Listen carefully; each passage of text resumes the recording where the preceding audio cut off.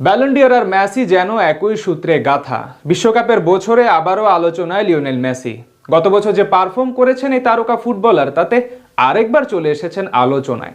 সামনে তো আছে বিশ্বকাপ, মেজর লিগের পর যদি ট্রফি তুলতে পারে ঘরে, তবে কি পাবেন 9 নম্বর ব্যালন ডি'র? মেসি জিতবেন ব্যালন ডি'র, মেসি জিতেছেন ব্যালন ডি'র। এসব কথা যেন ফুটবলের সবচেয়ে সাদৃশ্য।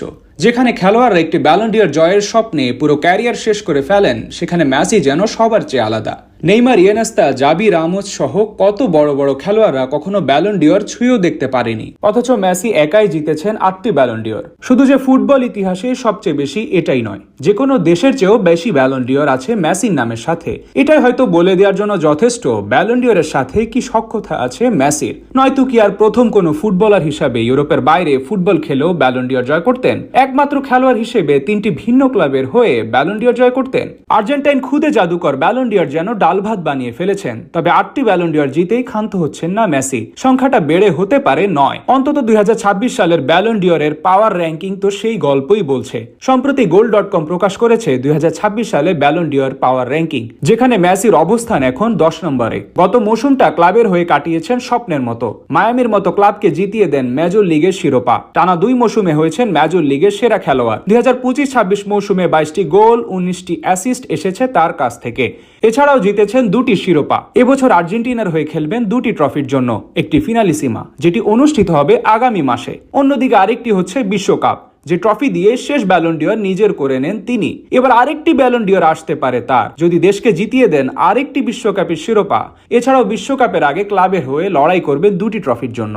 সব মিলিয়ে ইউরোপের বাইরে গেলেও আলোচনায় আছেন মেসি। goal.com এর তালিকায় আছেন 10 নম্বরে। এদিকে তালিকার 9 নম্বরে আছেন রাফিনহা। গত মৌসুমে একক লড়াইয়ে সবার উপরে থাকলেও ইনজুরির জন্য এই মৌসুমে পিছিয়ে গেছেন তিনি।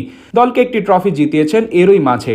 ব্রাজিলের হয়ে বিশ্বকাপ ও বার্সার হয়ে চ্যাম্পিয়ন্স লিগে ভালো করলে সম্ভাবনা থাকবে তার। এদিকে তালিকার 8 নম্বরে আছেন লুইস দিয়াজ। 7 নম্বরে আছেন আর্সেনালের হয়ে দারুণ ছন্দে থাকা ডেক্লান রাইস। 6 নম্বরে আছেন পর্তুগালের ফুটবলার ভিতিনহা। 5 নম্বরে বায়ার্নের খেলোয়াড় মাইকেল অলিস। 4 নম্বরে আছেন স্পেনের বিস্ময় বালক লামিন ইয়ামাল।